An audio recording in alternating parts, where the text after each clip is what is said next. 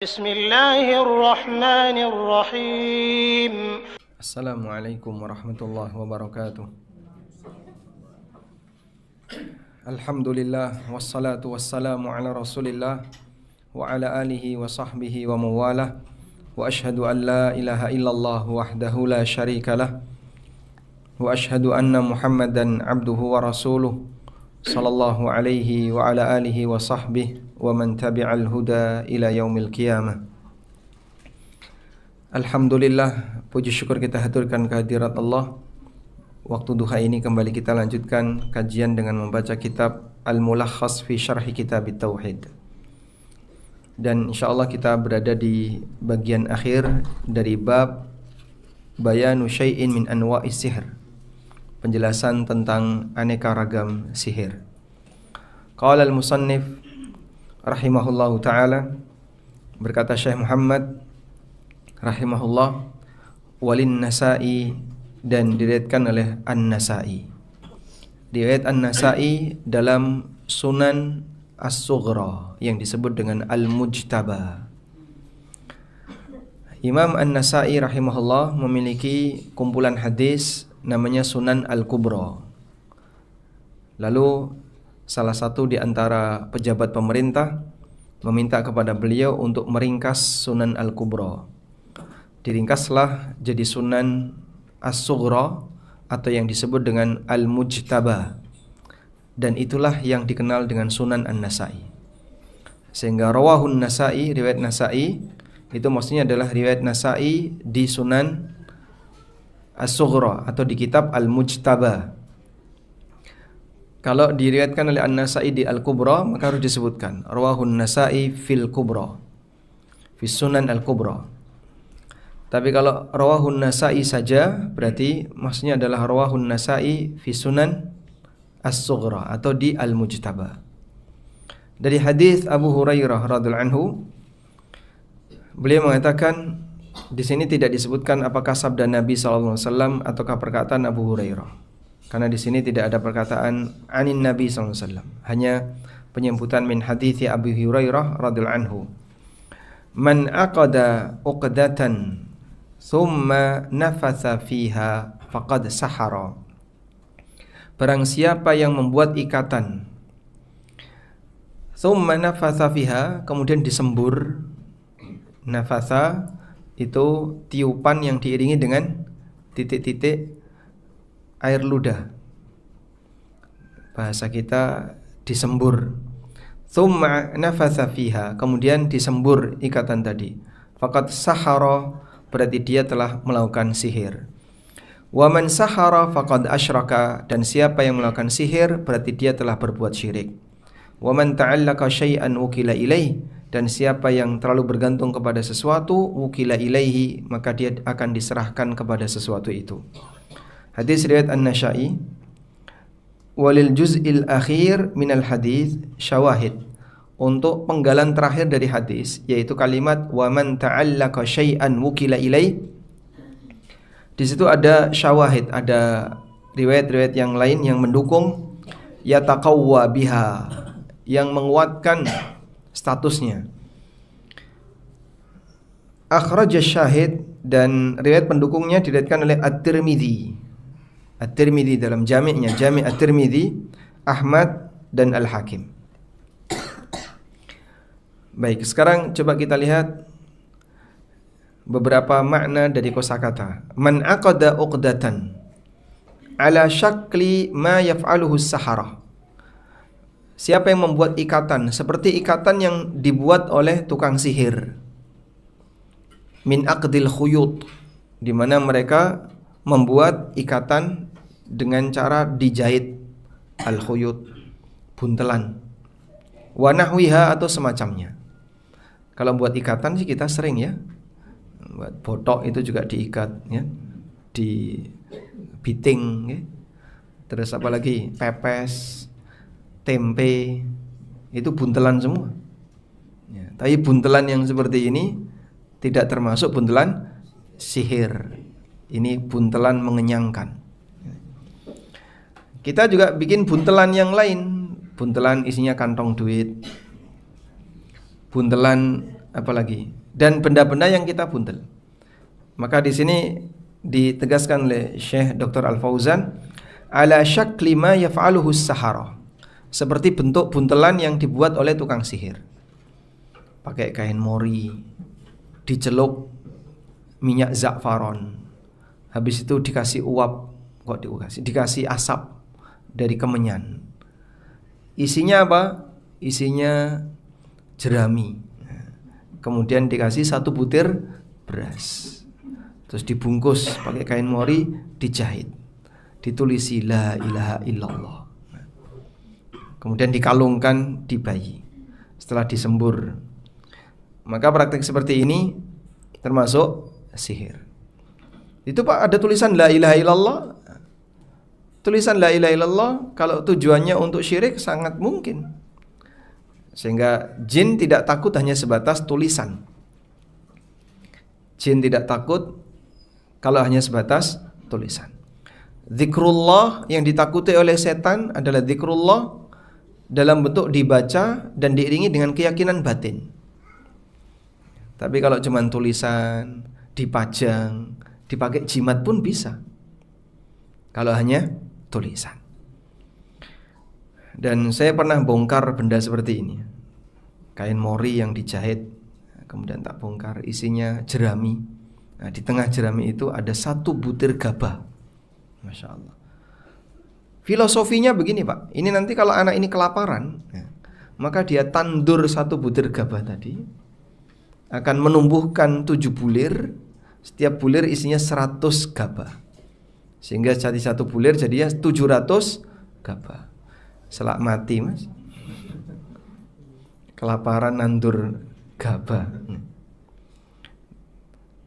Dan gaya-gaya filosofi seperti ini mengajarkan orang untuk memberikan alasan praktek pelanggaran termasuk syirik dalam aktivitas sehari-hari.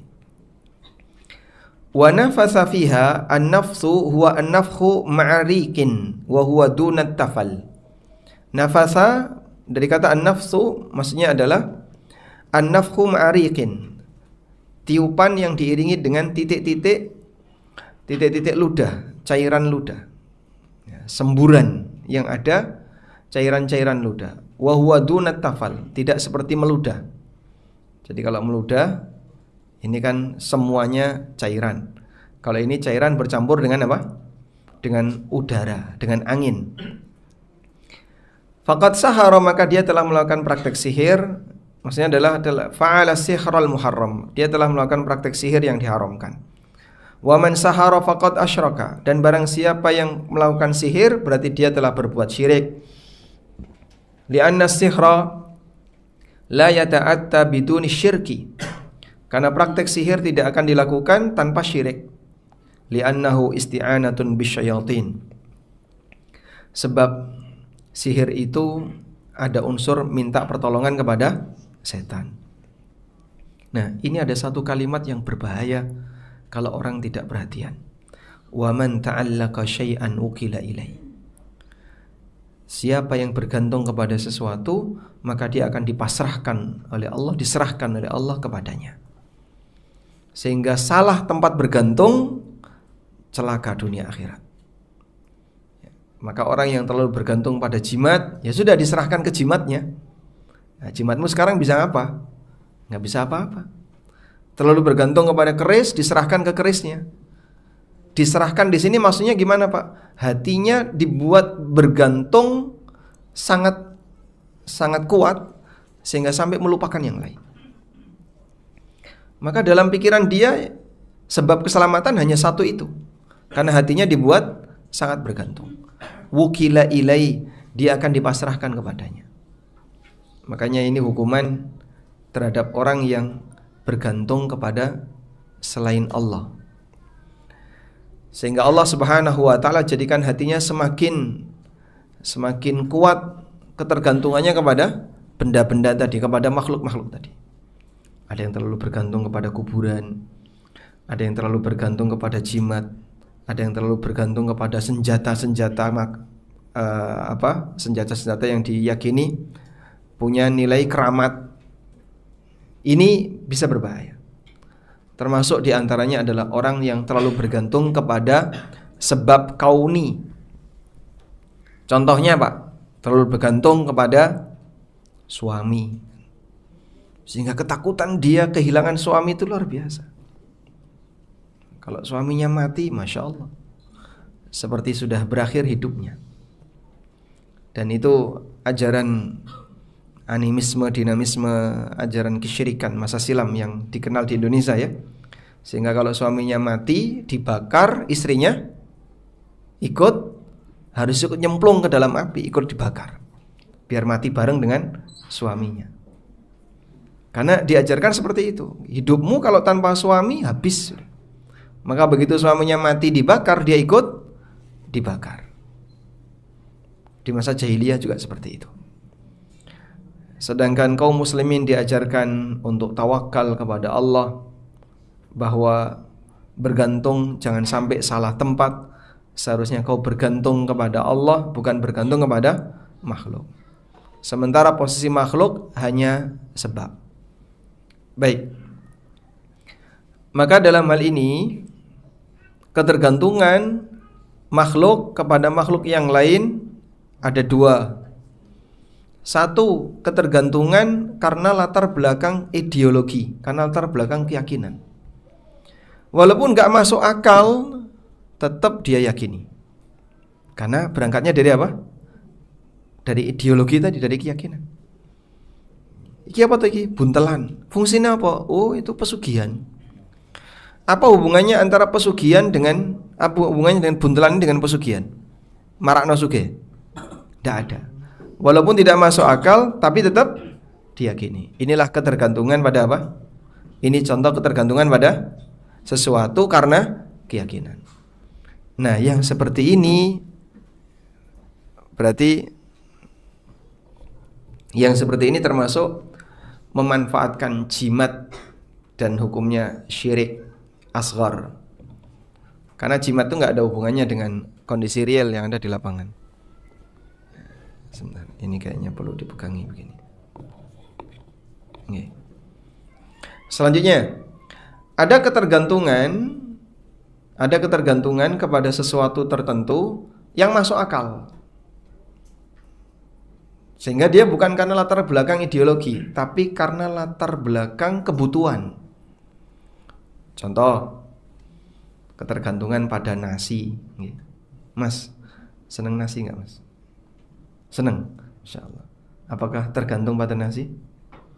Nek durung kecekel sego, durung madang. Walaupun sudah burjo sekilo misalnya. Walaupun sudah makan ini. Kalau dia belum sampai makan nasi, maka orang kita menyebutnya apa? Belum makan. Wes sarapan durung? Durung. Lah mau mana apa? Ayo telo setengah kilo. Telo setengah kilo kok durung sarapan. Karena belum makan nasi. Nah, itu contoh ketergantungan karena kebutuhan. Orang kita memang sangat butuh nasi. Maka ketergantungan dia kepada nasi besar. Boleh nggak seperti ini Pak? Syirik nggak ini Pak? Syirik atau tidak? Nggak syirik ya? Nah, itu ada orang yang menyamakan antara ketergantungan pada jimat dengan ketergantungan pada nasi. Ngapain sih mempermasalahkan jimat? Repot amat. Sehingga bagi dia mau jimat nggak pakai jimat sama saja. Sebagaimana kamu punya ketergantungan kepada nasi, kita tergantung pada jimat, biarin aja. Yang penting jimat itu punya fungsi sesuai dengan keyakinannya. Oh beda Pak, Bapak itu salah Pak, kaprah di sini. Nggak bisa membedakan antara ketergantungan yang dia punya latar belakang kebutuhan dan ketergantungan karena keyakinan. Jimat itu nggak ada hubungannya. Sehingga apa hubungan antara jimat dengan kekebalan tubuh? Itu tidak ada. Kalau kamu suntik imun, nah itu punya kekebalan tubuh. Imunisasi. Tujuannya apa? Untuk menciptakan kekebalan tubuh. Ya, kan gitu katanya, imunisasi. Sehingga kalau kaitannya dengan kekebalan tubuh, kamu mengkonsumsi vitamin C, makanan yang sehat, rajin olahraga, biar nggak gampang sakit. Itulah kekebalan tubuh. Tapi kalau kerikil dibungkus mori, ini untuk kekebalan tubuh, gak nyambung. Kenapa dia pakai itu? Karena keyakinan. Ada juga ketergantungan karena latar belakang tidak aman. Kalau saya nggak megang ini, saya nggak aman. Contoh ya, orang sakit tertentu, dia harus minum obat per sekian jam. Lupa bawa obat, gimana Pak? Merasa tidak aman. Itu ketergantungan karena merasa tidak aman. Ini tidak sampai pada tingkatan kesyirikan. Tapi ini bisa menghilangkan tawakal jika terlalu berlebihan. Ya. Suami istri selesai hubungan badan, istrinya baru bilang lupa minum obat. Masya Allah. Derdek gak itu Pak? Sing bingung yang mana? Suaminya atau istrinya? Ya. Itu contoh apa? Ketergantungan karena rasa tidak aman. Wah, engko nek dadi piye, nek dadi piye? Nek dadi ya wis wong dadi. Baik. Seperti itu contoh aneka ketergantungan yang ada di masyarakat. Dan bergantung kepada sesuatu, kalau salah tempat bahaya. Maka ada ketergantungan yang 100% dilarang. Itulah ketergantungan karena keyakinan di luar yang dipandu oleh dalil. Sehingga ketergantungan kepada air keramat itu tidak boleh. Ketergantungan kepada benda keramat tidak boleh. Ini 100% tidak boleh. Dan itulah jimat. Tapi kalau ketergantungan pada sesuatu karena ideologi yang dipandu dalil, boleh enggak? Misalnya orang suka zam-zam untuk pengobatan, boleh. Kenapa? Dipandu oleh dalil. Ruqyah itu kan karena keyakinan ya. Orang kalau nggak punya keyakinan dia nggak bakalan ngeruqyah. Ruqyah itu muncul karena keyakinan. Loh, ruqyah ini apa hubungannya secara medis? Ya nggak bisa diteliti secara medis. Loh, kok kamu meruqyah? Karena ada dalil. Ketergantungan karena latar belakang ideologi harus didasari oleh dalil. Kalau tidak, jadinya jimat. Itu rumus ya. Baik. Yang berlebihan kepada yang sesuai dalil, yang berlebihan yang sifatnya kauni, misalnya ketergantungan pada obat dan seterusnya, ini dilarang. Dan Nabi SAW masih peringatan, man ta'allaka syai'an wukila ilai. Barang siapa yang bergantung kepada sesuatu, maka dia akan dipasrahkan kepada sesuatu itu. Baik, coba kita buat kesimpulan lagi ya. Kita akan bahas tentang ketergantungan. Ketergantungan manusia kepada makhluk. Ketergantungan manusia kepada Allah, apa hukumnya? Wajib. Ini tawakal. Dan tawakal hukumnya wajib. Yang kedua, ketergantungan makhluk kepada makhluk yang lain. Ada dua. Satu, ketergantungan makhluk kepada makhluk yang lain karena latar belakang keyakinan, ideologi. Ini dibagi dua. Pertama, ada dalilnya, ada panduannya. Yang kedua, tidak ada panduan. Yang ada panduannya boleh dilakukan. Seperti pakai zam-zam untuk berobat. Kemudian apa lagi? Meyakini bahwa ruqyah itu bisa membantu penyembuhan. Seperti ini boleh. Inilah yang dimaksud ketergantungan karena apa tadi? Keyakinan, tapi ada panduan dalil. Beda dengan ketergantungan karena keyakinan yang tidak ada panduan dalil. Nah, kalau yang seperti ini hukumnya haram mutlak. Dan itulah jimat. Selanjutnya, ketergantungan karena kebutuhan atau karena rasa takut. Untuk ketergantungan yang kedua seperti ini boleh, tapi tidak boleh melebihi batas tawakal. Terlalu bergantung pada obat, bergantung kepada makanan tertentu. Aku nek durung sego iku wiwilen, Mas. Gemeteren. Sehingga tiap hari harus makan nasi. Nah, yang seperti ini diperbolehkan dengan syarat tidak melebihi batas tawakal. Kamu kalau nggak makan nasi gimana? Stres saya. Sampai nggak bisa tidur. Jantung saya berdebar-debar keras. Gemeteran. Itu berlebihan ini. Apa namanya? Penyakit ketakutan. Anxiety. Penyakit anxiety yang berlebihan sampai membuat dia mengalami paranoid ya. Nah, seperti ini hilang tawakal. Dan itu celaan yang diberikan oleh Allah Subhanahu wa taala kepada kaum muslimin ketika mereka pada saat perang terlalu bangga dengan kelengkapan senjata dan jumlah pasukan, sampai membuat mereka ujub, dan itu lawan dari tawakal. Baik. Wa man ta'allaqa syai'an wukila ilaih, barang siapa yang bersandar kepada selain Allah, maka dia akan dipasrahkan kepadanya. Bentuknya gimana? Hatinya dibuat terlalu bergantung kepada sesuatu itu, dan itu bahaya. Akhirnya Allah tidak menolongnya. Maka tolong diwaspadai ya. Ini masalah hati. Ketergantungan terhadap harta yang berlebihan, ketergantungan kepada sosok tertentu yang berlebihan, itu bisa dihukum oleh Allah dengan cara seperti ini. Kita akan baca makna al-hadits ijmalan. Tafadhali.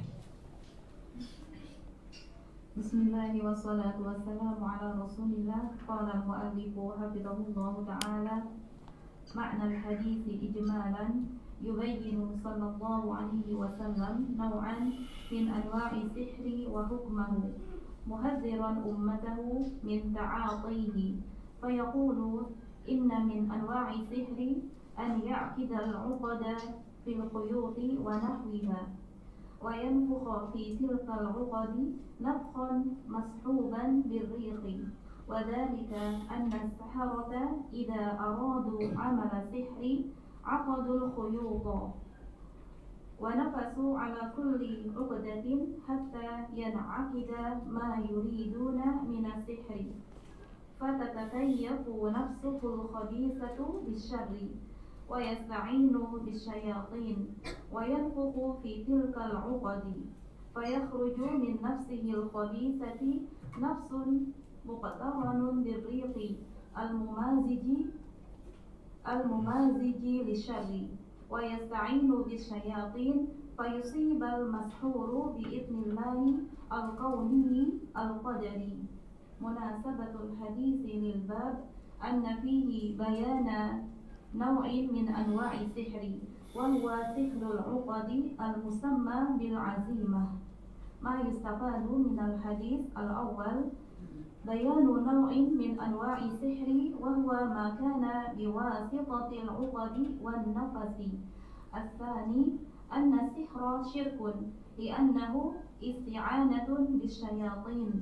الثالث أن من اعتمد على غير الله خذله الله وأذله. Tasdidnya di lam. Nah, makna al-hadis ijmalan. Penjelasan hadis secara global.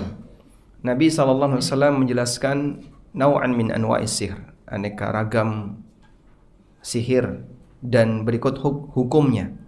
Makanya kemarin kita sebutkan bahwa sihir tidak bisa didefinisikan dengan satu kalimat yang baku, mengingat ragamnya banyak, sehingga definisi ini nggak bisa mencakup semuanya.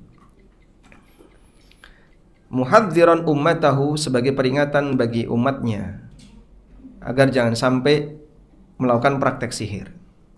Fayaqulu, beliau mengatakan, sesungguhnya di antara bentuk sihir adalah seseorang membuat ikatan fil khuyut, dalam jahitan atau apapun itu. Jahit di sini tidak harus pakai benang ya.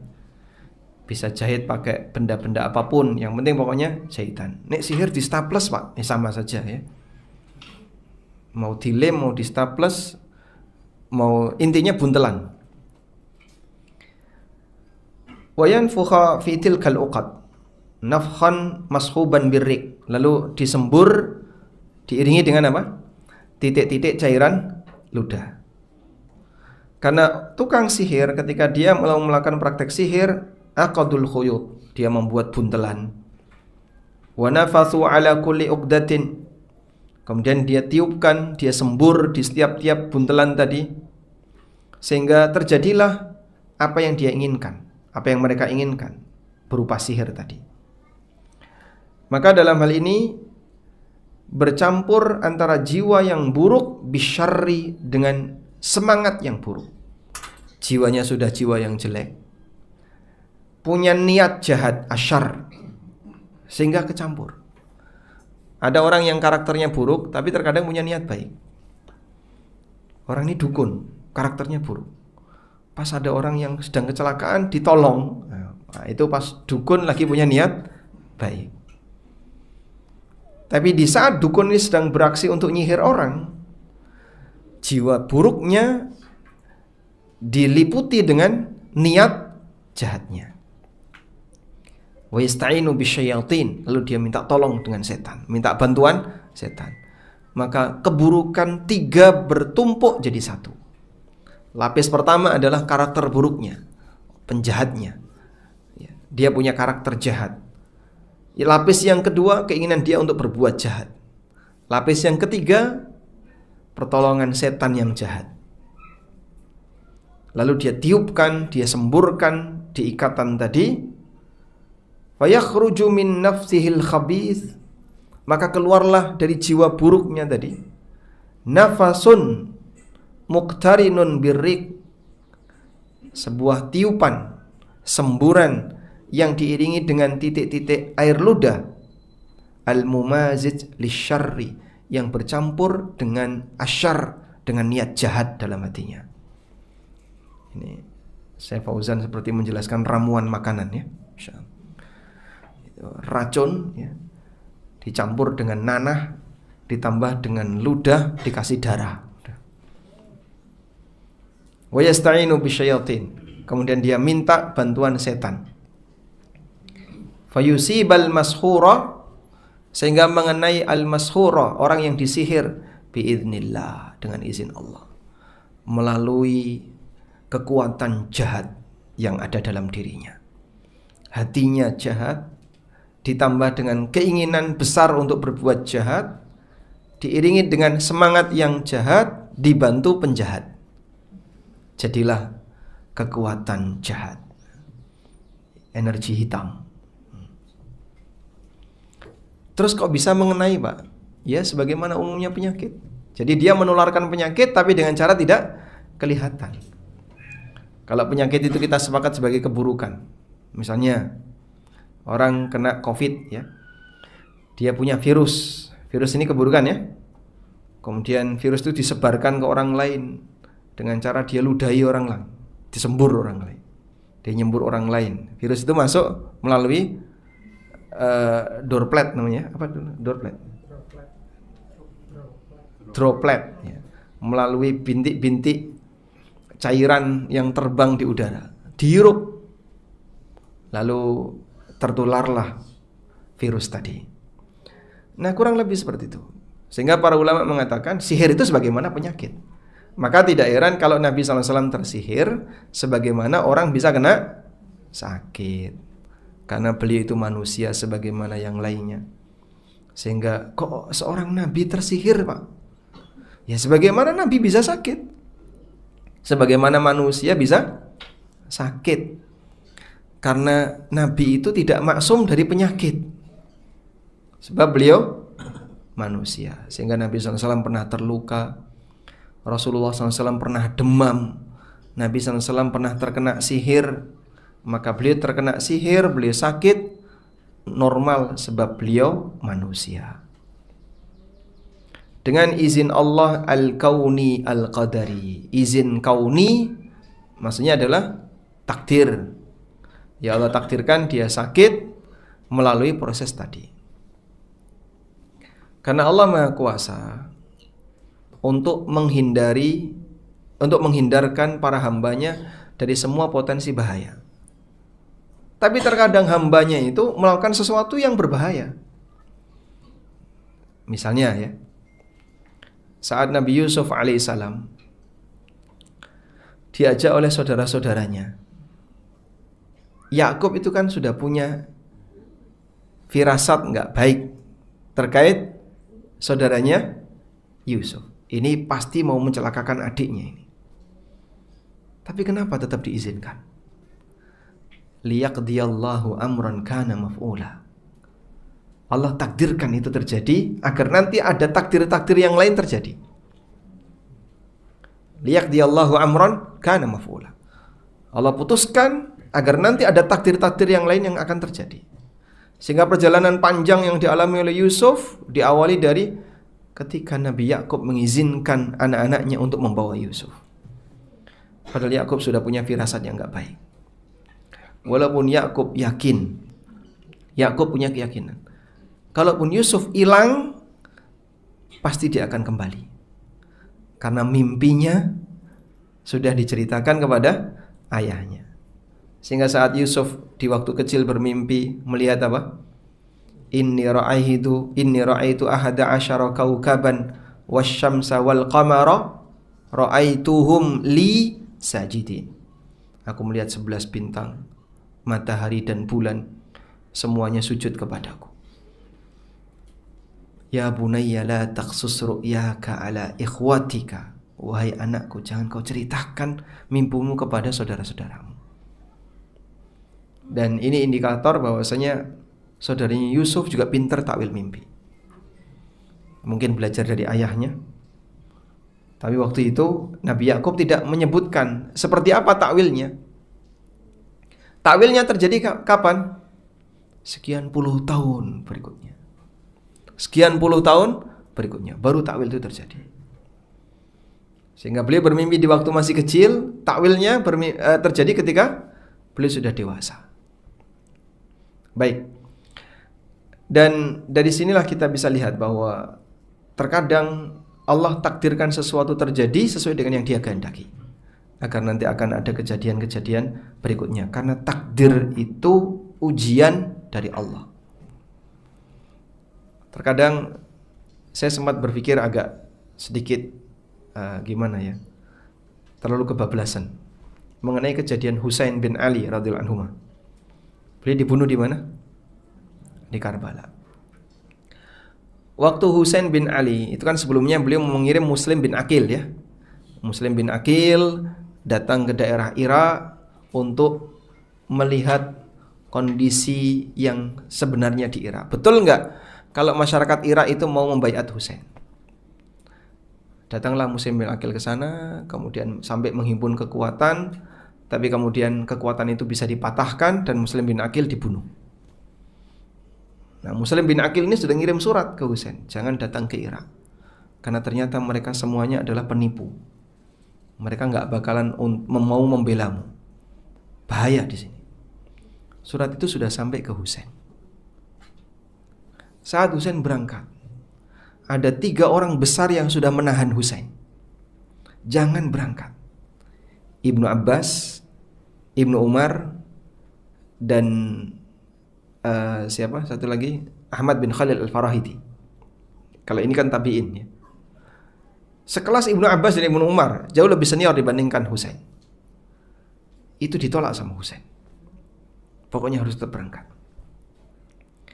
Sehingga nasihat orang-orang besar sekelas Ibnu Umar, sekelas Ibnu Abbas tidak digubris sama Husain. Sampai akhirnya Husain terbunuh. Dan dari pembunuhan Husain kan muncul Syiah. Dari pembunuhan Husain muncul Syiah. Sekte Syiah muncul melalui atau dari salah satu latar belakangnya adalah pembantaian Husain. Akhirnya kita sempat berpikir, kenapa Husain kok berangkat? Liyaqdiyallahu amran kana maf'ula. Allah hendak takdirkan sesuatu yang itu akan menjadi awal mula munculnya takdir-takdir berikutnya sampai kiamat.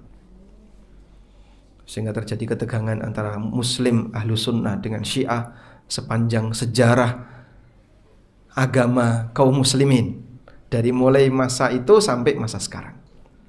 Ya meskipun tidak langsung terbentuk ya, karena pasca pembantian Husain barulah kemudian terbentuk Syiah dalam wujud gerakan. Kalau sebelumnya pemikiran sudah ada, dalam wujud gerakan terbentuk dipimpin oleh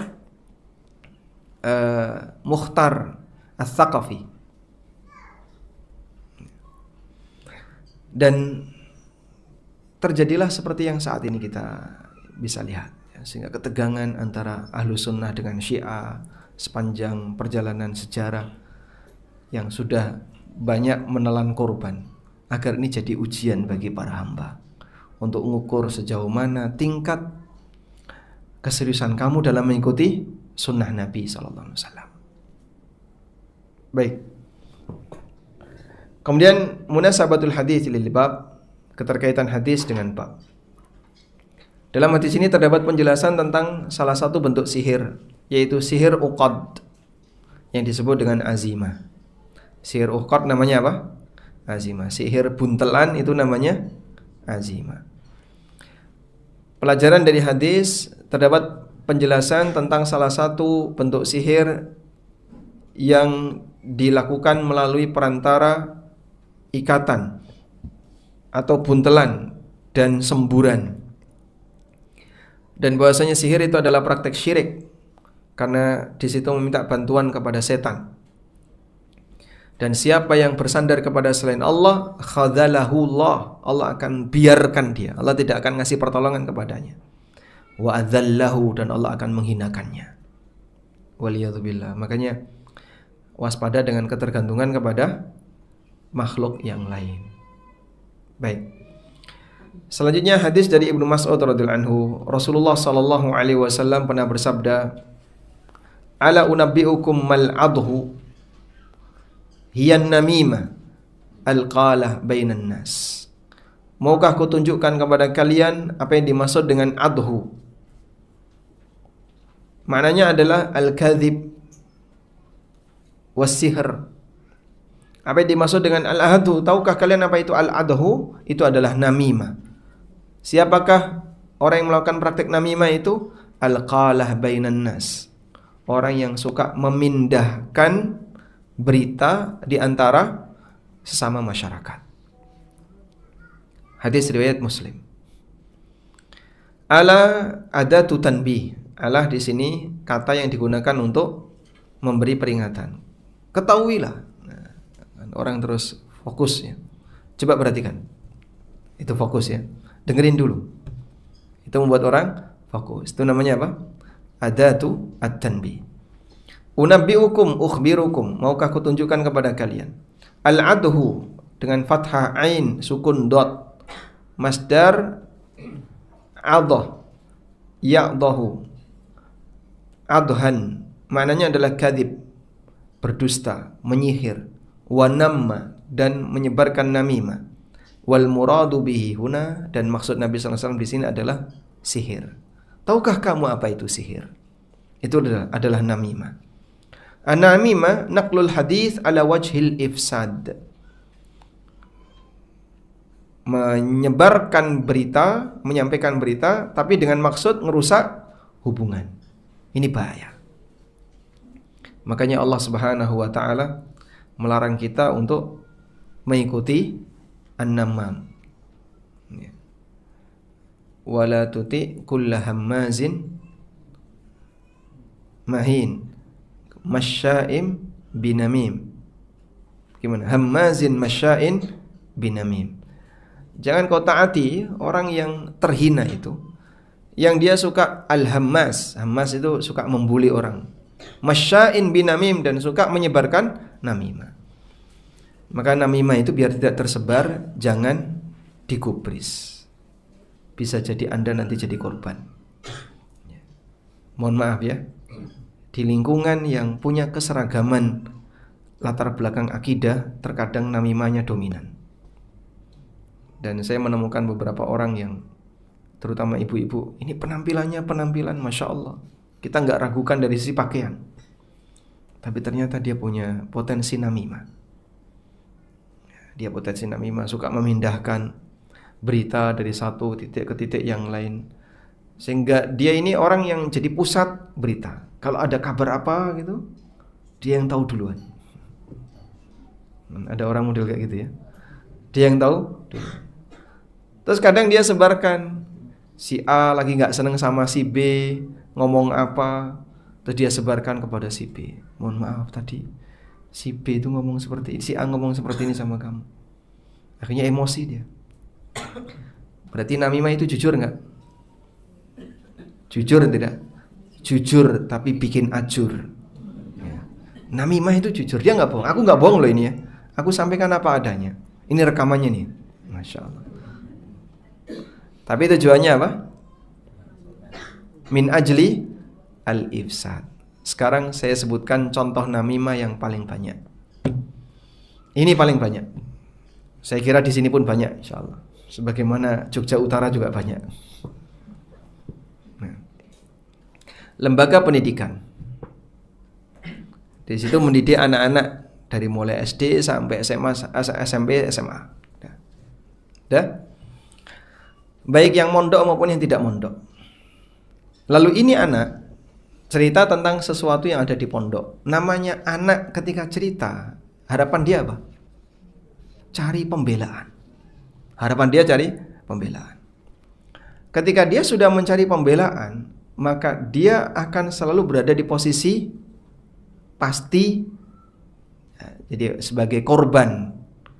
Dia sebagai korban. Entah korban temannya, korban kebijakan pondoknya, atau korban gurunya. Itu yang. Dan akhirnya dia cerita ke orang tua. Dalam posisi dia sebagai korban. Orang tua tidak memfilter semua cerita itu, ditelan apa adanya. Lalu orang tuanya emosi, kemudian ngelabrak pondoknya. Pondoknya nggak terima, nggak ada kejadian seperti ini. Akhirnya pondoknya bales, kemudian menyerang orang tua tadi. Akhirnya mereka saling menyerang. Siapa yang adu domba? Santrinya. Dan itu banyak sekali. Maka santri pondok punya potensi namimah, karena dia ingin meminta pembelaan kepada orang tuanya, dan orang tua yang tidak bijaksana menelan berita dari anaknya mentah-mentah. Dan terkadang mohon maaf, pelakunya mereka yang sudah lama ngaji. Ini saya kadang sampai berpikir, akalnya orang ini taruh mana gitu. Masa kayak gini dipercaya? Mbok, kamu pikir dulu. Sehingga istilah tasabbut nggak berlaku. Tasabbut terhadap berita nggak berlaku. Masa anak saya bohong? Ya, kalau memang anakmu pembohong, kenapa masa anaknya bohong? Dan orang kalau sudah nggak betah dengan tinggal di pondok, ceritanya cerita semua yang negatif tentang pondok. Padahal nggak ada seperti itu.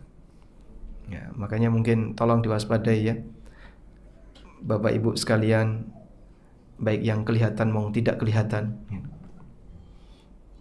Terkait kasus seperti ini, adanya potensi namimah yang disemburkan oleh anak-anak kita. Oleh karena itu, kalau dapat berita seperti itu ya jangan langsung ditelan. Tanyakan kepada yang bersangkutan, kejadiannya gimana. Yang berwenang, misalnya pihak pondok atau ustadz yang Anda anggap insya Allah beliau bisa menilai dengan baik. Selesaikan dengan cara kekeluargaan. Jangan langsung emosi yang bicara. Al-qalah kathratul qaul wa iqa'ul khusuma bainan nas. Al-qalah artinya banyak ngomong, yang suka menyebarkan khusuma bainan nas, perdebatan di antara manusia, sengketa di antara manusia, sehingga memindahkan berita dari satu tempat ke tempat yang lain. Manal ijmali, Nabi SAW hendak mengingatkan kepada umatnya tentang orang yang berusaha memindahkan berita dari sebagian orang ke sebagian yang lain dengan maksud ala wajhil ifsad, untuk merusak hubungan. Itu bisa terjadi pada suami istri, antara menantu dengan mertua, gara-gara istri, sehingga menantu dan mertua diadu oleh istrinya. Kamu tadi ngomong apa ke bapak? Saya ngomong kayak gini. Emosi dia. Kemudian kamu tadi ngomong apa sama suamimu? Saya ngomong kayak gini. Emosi, saling emosi. Akhirnya bapak mertua sama menantunya berantem. Siapa yang tepuk tangan? Bojone tepuk tangan. Faftataha hadithahu bisighatil istifham. Kadang dia mulai pembicaraan itu dengan kalimat tanya. Tahu enggak? Kamu udah tahu nggak kayak gini? Ada apa? Dipancing-pancing ya. Saya nggak mau cerita. Loh, kok buat diceritain ini rapopo? Saya nggak mau cerita, ini rahasia. Lalu kenapa tadi dipancing kalau itu rahasia? Emang dia sengaja mancing. Kamu tahu nggak sih, itu ada kasus kayak gini, katanya ini. Siapa sih? Saya nggak mau cerita, ini rahasia. Lah mau kok takon gue iki. Liyakuna awqa'a fin nufus wa ad'a lil intiba. Agar makin kuat keinginan batin untuk pingin tahu. Fasa'alahum mal'atuhu. Maka Nabi SAW tanya kepada mereka, tahu nggak kamu apa itu sihir? Lalu beliau kasih jawaban. Udah? Nah, disinilah terkadang orang ketika melakukan namimah itu, dia bisa mempengaruhi perasaan orang lain dengan cara apa? Samar. Perasaan orang terpengaruh dengan cara tidak kelihatan. Karena memindahkan kabar dari satu ke satu tempat yang lain. Tujuannya dalam rangka untuk merusak hubungan dan menimbulkan sengketa di antara mereka. Lianna dzalika yaf'alu ma yaf'aluhu as-sahara, lianna dzalika ma yaf'aluhu as-sahir minal fasadi wa tafriqil qulub. Dan ini sebagaimana dilakukan oleh para tukang sihir, yaitu merusak dan menghancurkan kondisi batin. Munasabatul hadits lil bab, Nabi SAW menjelaskan bahwasanya namimah termasuk salah satu bentuk sihir. Walahuma, dan diriwayatkan oleh Bukhari Muslim dari Ibnu Umar radhiyallahu anhuma bahwa Rasulullah sallallahu alaihi wasallam pernah bersabda, "Inna minal bayani la sihra." Sesungguhnya di antara penjelasan itu ada yang punya kekuatan sihir.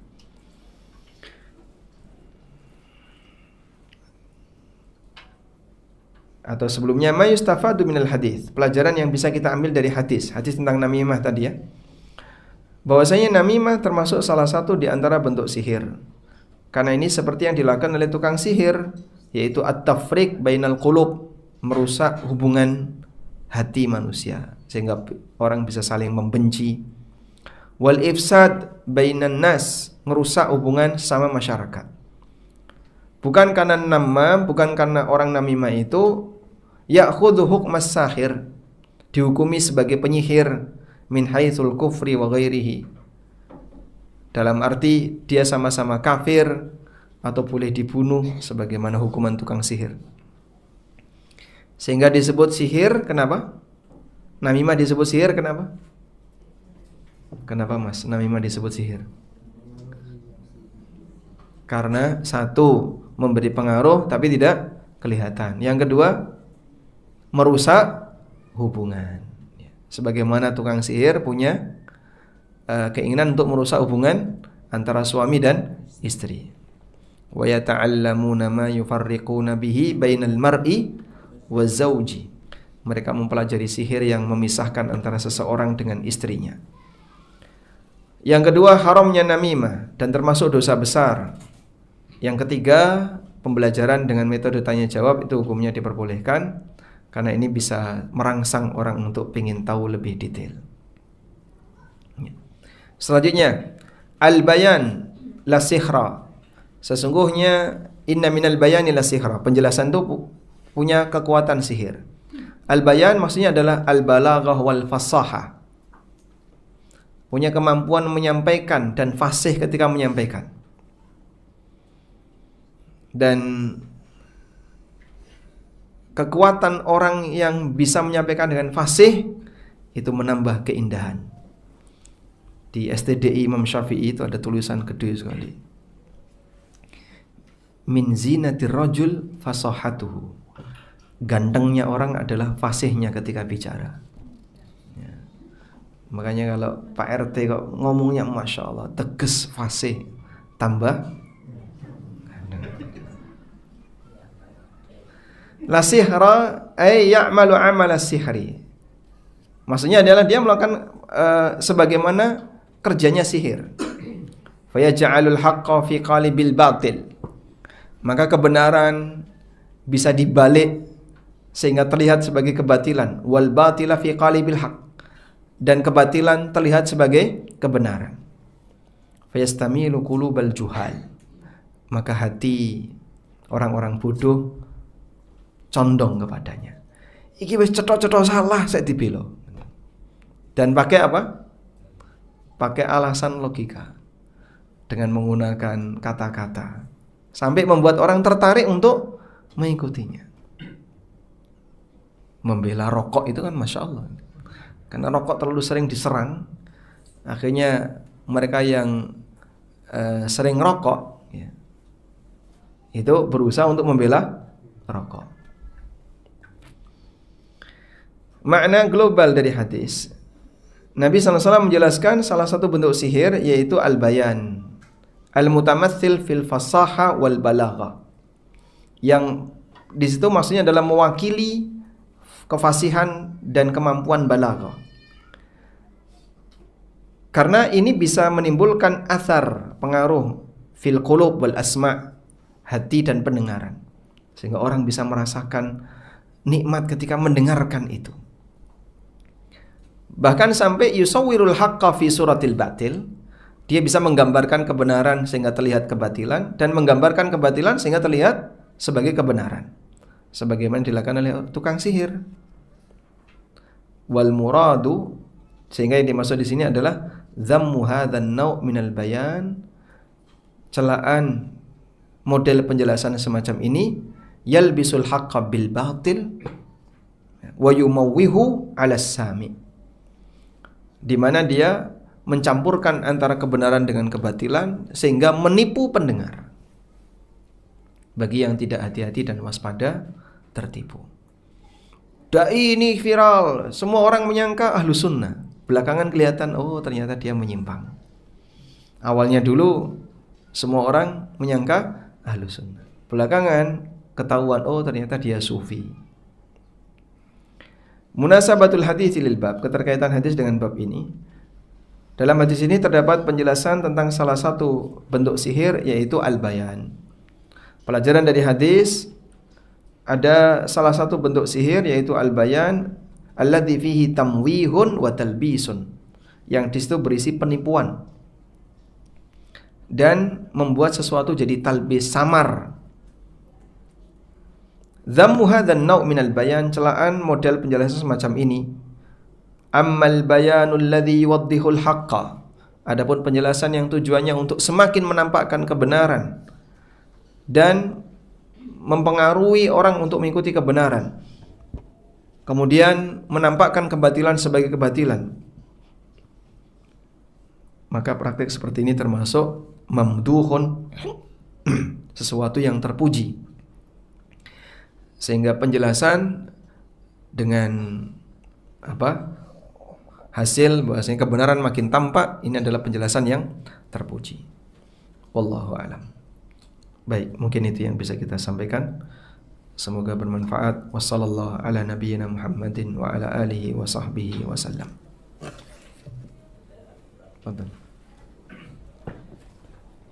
Bismillah. Assalamualaikum warahmatullahi wabarakatuh. Waalaikumsalam warahmatullahi wabarakatuh. Assalamualaikum. Barakallahu fiik.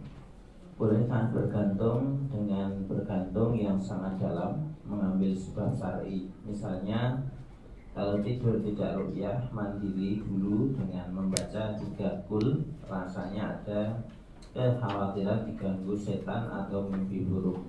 Bagaimana yang seperti ini, Ustaz? Apa yang harus ditanamkan di hati agar selalu tergantung pada Allah? Jazakallahu khairan. Jadi semua itu adalah sebabnya. Sebab itu ada sebab syar'i, ada sebab kauni.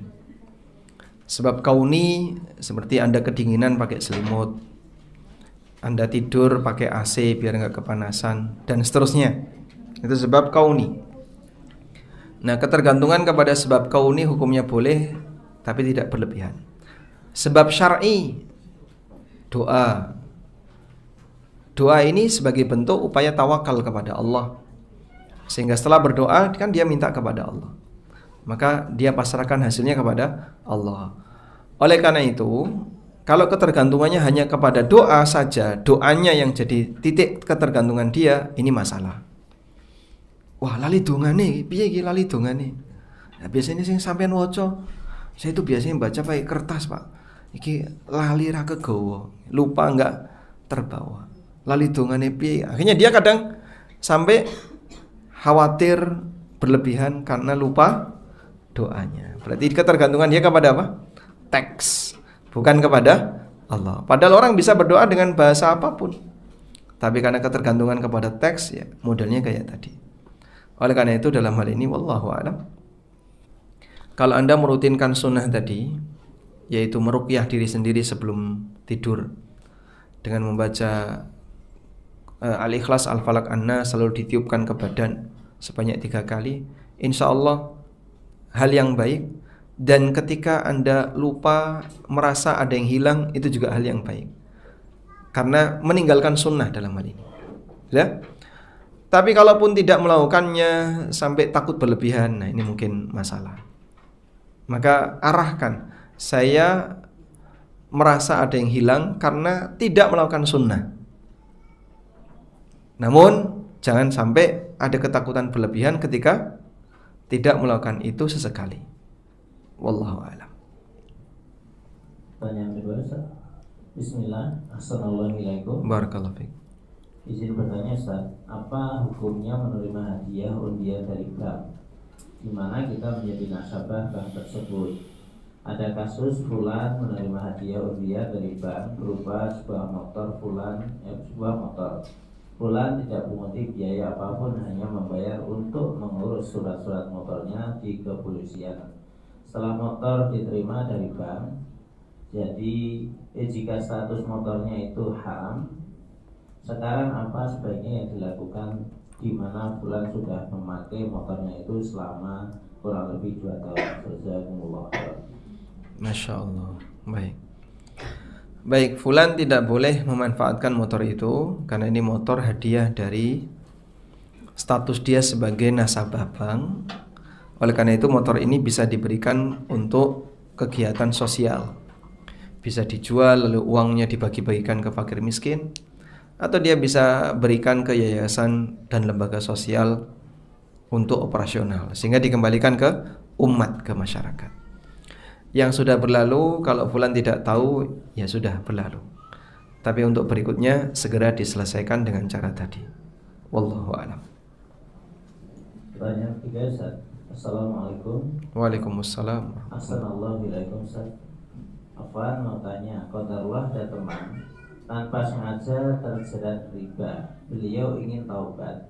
Beliau mendengar kabar bahwa Ustaz Ami ada komunitas yang membantu orang-orang yang terjerat riba. Bisa minta tolong info tersebut, jazakumullah khairan. Baik, saya sampaikan infonya ya sekarang. Komunitas itu sudah bubar.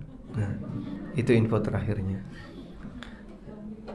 Jadi yang dulu ada komunitas namanya IBR, Indonesia Bersih Riba, itu sudah bubar komunitasnya. Ini info penting ya. Baik, cukup. Pertanyaan keempat, masih ada Nah. Bismillah. Assalamualaikum. Semoga Allah menjaga Ustaz dan keluarga. Amin. Walakum bimithlin. Afan Ustaz, izin bertanya, bagaimana kalau ada teman yang memberi pengaruh agar terjadi kebencian kepada satu orang dan orang yang satunya untuk memisahkan mereka? Apakah boleh kita jauhi teman seperti itu? Dan untuk memberi peringatan dengan orang tersebut, kita jaga jarak agar dia paham kalau perbuatan yang dia lakukan adalah perbuatan buruk. Jazakumullah khairan. Ya, ya, sebagaimana yang tadi disampaikan dalam pertanyaan. Kalau emang Anda yakin ini pengaruh buruk, ngajak bermusuhan dengan orang lain, maka sebaiknya Anda tidak ikuti. Tapi kalau ngasih pertimbangan sesuai real ya, agar jangan dekat-dekat dengan orang tertentu yang dia punya potensi jahat, ya silahkan. Itu mimbabi tanasuh, dalam rangka memberi nasihat. Nah, di titik inilah yang jadi benang paling samar yang dipakai antara ini tahdzir ataukah bukan tahdzir. Ini kejadian masa silam yang pelakunya sudah banyak kecapean terus tobat. Alhamdulillah. Kalau tanasuh mimba bin nasiha, ada orang punya potensi jahat, ini jelek banget. Si A nggak ngerti kalau si B ini jahat, ya kita kasih tahu, jangan dekat-dekat sama si B. Si B itu penipu, Satu, ini korbannya sudah ada. Si B itu sukanya kayak gini, nanti kamu jadi korban, dan seterusnya. Maka kita ingatkan si A ini boleh. Ya. Tapi kalau belum jelas, ya, dengan maksud karena kebencian tanpa ada bukti yang jelas, ya, jangan diikuti. Nah. Selanjutnya pertanyaan. Bismillah. Assalamualaikum. Bagaimana solusi untuk masalah seperti ini? Contoh, seorang istri ibu rumah tangga dengan 3 orang anak tidak mendapatkan nafkah batin dari suami dengan senormalnya, maaf, setahun mungkin hanya 2 atau 3 kali, dan istri merasa tersiksa dengan hal itu. Sedangkan untuk meminta cerai juga tidak mau, tidak berani karena kondisi finansial yang hanya mengandalkan suami, dan itu pun selama ini juga dirasa tidak mencukupi untuk keluarga. Suami sudah melakukan terapi pengobatan medis atas hal tersebut selama 2 tahun, namun tidak berhasil. Bagaimana Ustaz nasihatnya? Jazakumullah khairan. Gimana nasihatnya, Pak? Wah, ini di tempat umum kayak gini. Tapi sudah ada upaya yang dilakukan oleh suami, ya. Tinggal bersabar saja dua-duanya. Artinya suami mengalami seperti itu bukan karena kesengajaan, karena kebencian kepada istrinya, tapi terkadang hasrat lagi turun dan susah untuk naik lagi. Intinya begini, kalau posisi istri, dia memang punya hak untuk gugat cerai dalam hal ini. Tapi kalau dia merasa nggak sanggup dengan gugat cerai dan dia pilih bersabar, ya silahkan bersabar. Karena kan pilihannya ketika dia bersabar dengan kondisi ini, berarti sang istri gimana? Dia masih punya hak dapat nafkah, sehingga di posisi ekonomi dia aman dibandingkan ketika dia cerai sementara dia tidak punya sumber penghasilan. Tapi ketika dia bertahan bersama suaminya atau dia cerai dengan suaminya, mungkin dia bisa nikah lagi dan gak jaminan juga akan mendapatkan sesuai dengan yang dia harapkan. Wallahu a'lam. Dan sebagai solusi sementara, ya, sambil nanti suami untuk melakukan terapi tadi sudah 2 tahun, ya, bisa menggunakan fisik suami yang lain. Bisa menggunakan fisik suami yang lain untuk memicu syahwat istri. Nah, itu mungkin nanti bisa ditanyakan kepada yang ahli yang wallahu a'lam. Baik, mungkin itu yang bisa kita sampaikan. Wassallallahu ala nabiyyina Muhammadin wa ala alihi wa sahbihi wasallam. Wa akhiru da'wana alhamdulillahi rabbil alamin. Wassalamualaikum warahmatullahi wabarakatuh. Waalaikumsalam.